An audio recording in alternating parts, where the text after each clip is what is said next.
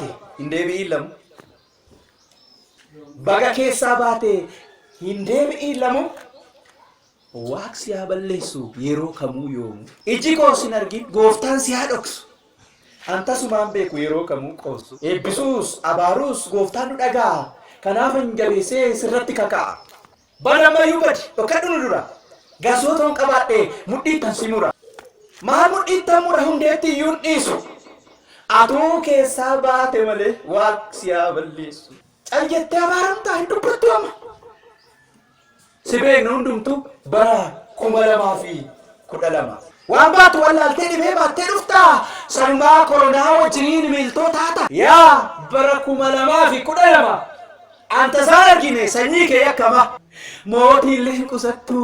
Golatti galchitaa. Walgahii adda addaa so'atoon bittimsita. Afaan gaafa tokkoyyuu cal jechuu hin dandeenye haguuggatee hin teenye. Itti haguugdee maaksii nuuf ooguu hin dandeenye. Itti haguugdee maaksii nuuf ooguu hin dandeenye. Guddaas hin qusanne.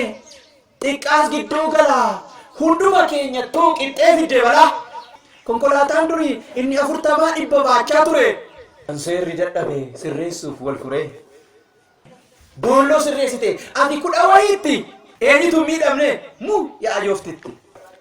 Baga keessaa baate hin deebi'in lamu. Silaas hin deebitaa kun tasaa yaadamu. Waan si hubachiisaa meena dhaggeeffadhu. Ergaa cimaa tokko yaadatti qabadhu. Akkuma waajirri baajeta naannessu fixee hojjechuu dhiisee ittaanuuf dabarsu. Yaada akkasii yaadiin tasasii milkaa'u 2013 didee sin dhaga'u. Ajandaasaa dhuunfaa qaba inni karoora mataasaa. Gorsa kee fudhatu hin dhama'iin tasa. Koronaa kee fudhuu caleegaa kunnoo. Waaqayyo nu faana yeroo kamuu nunoo. Kan akka kee kana arginee hin beeknu umurii keenyatti. Waan as hin deebisin ifatamiyaati. Yesuusi! Ennaan galbuu olis ba'uu joon ta'uu joormaa lafa onaa. Gaaf tokkitti iyyuu nan nuffine waan baay'ee taatee mana faana. Hidhattee na qabdee badii na oolchite waan amarran darbe ati na gorsite. Hidhattee na qabdee badii na oolchite waan amarran darbe ati na gorsite. Gorsi kee daangaan hin qabu eegichi kee akkamiin dagaagure garummaa kee. An namarraa funaannee odeeffannoo waa'ee koo sinnaa godhee mofeeggannoo. Gorsi kee daangaan qabu eegichi kee akkamiin dagaagure garummaa kee.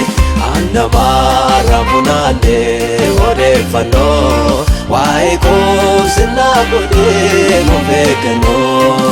Gorsi kee daangaan qabu eegichi kee akkamiin dagaagure garummaa kee. An namarraa funaannee odeeffannoo waa'ee koo sinnaa godhee mofeeggannoo.